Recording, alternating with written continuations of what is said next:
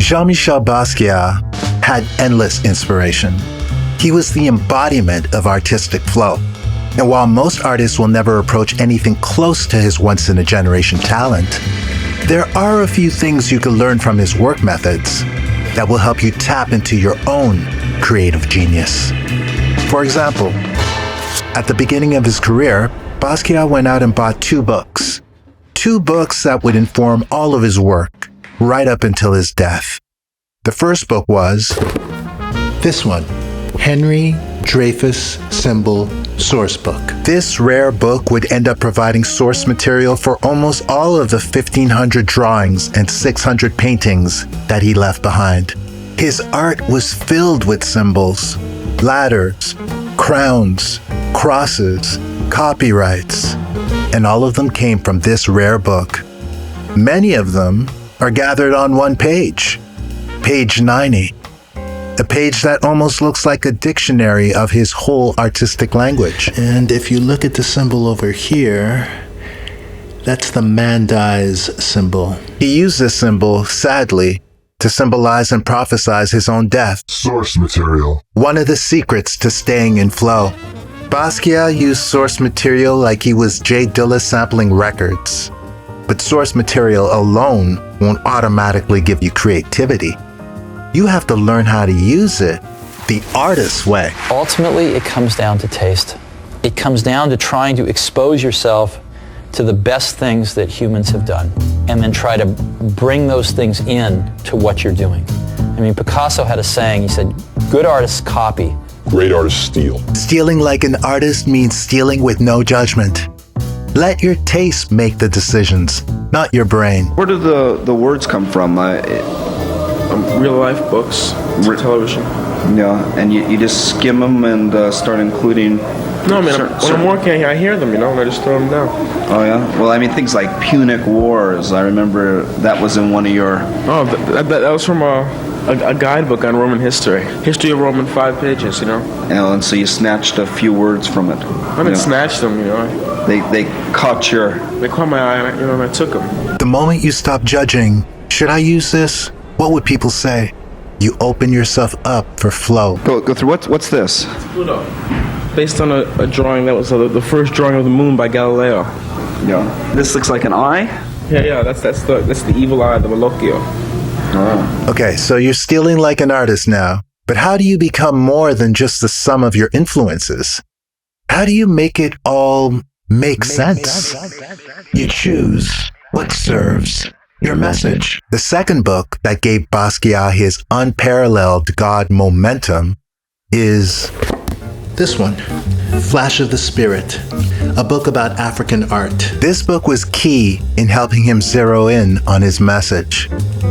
You see, the reason most artists lose flow when they're working is because when they get stuck, they have no guiding ideology to get them out of their tough spots.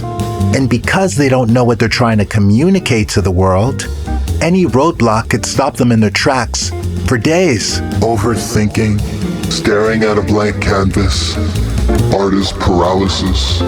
That's what happens when you don't have an overarching message in your work.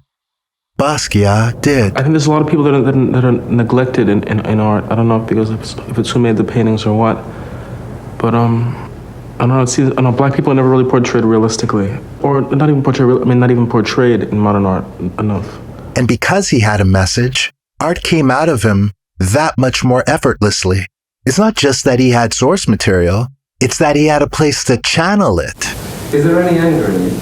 Any anger in your life? Of course there is. Yeah, of course there is. Talk about that. Tell me what the anger is. What are you angry about?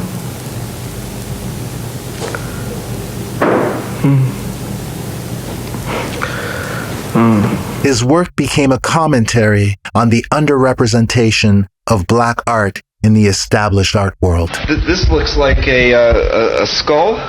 That's a casco. A what? Casco. A Gasco? What's that? Casco. C-A-S-C-O. When you have a message, art comes out of you easily. But a message, tons of source material, and your newfound audacity to steal like an artist is still not enough. You'll never have that Basquiat limitless inspiration and flow if you don't master speed. The day Basquiat met Andy Warhol, he ran back home and painted a self-portrait of both of them from a Polaroid his idol had just taken. And then he ran back to the restaurant to give it to him as a gift. The paint was still fresh.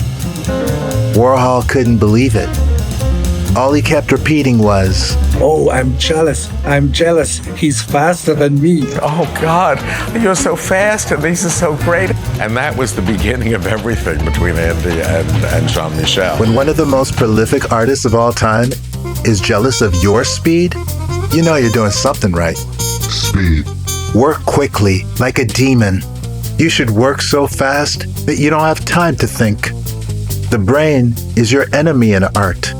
Like they say in the music industry, keep the tape rolling. But if you really want to become the legendary artist that you have the potential to be, if you really want that endless inspiration, you have to understand that most of the flow that you will have while making art will come from all the things you were doing when you were not making art. What? In between your creative sessions, while everyone else is busy consuming regurgitated content on social media, you should go offline, and you should go deep. Most people, they need to rev up when they sit down to work. They need hours before they could finally get into the groove. That's because they haven't been feeding their minds during their downtime. I never went to an art school. I failed the art courses that I did take in school. I just looked at a lot of things, and that's what I think I learned about art, by looking at it. Go to museums. That's a Roman belt buckle. It's from a drawing that I did at the Metropolitan. I went over to the Metropolitan Museum and I did the drawing of the buckle, and I came back with it and I put it right there. Oh, well, that's kind of a slow process. I'm a slow person. The process may seem slow to an outsider, but that slow process is what makes you outrageously fast when you get back into the studio. Study, memorize, and internalize. Make that your mantra, and those ideas you consume will marinate inside of you and eventually become part of your artistic DNA. Suddenly, the oddest things will come out of you at the most unexpected times. And it's all because you made yourself this well of inspiration.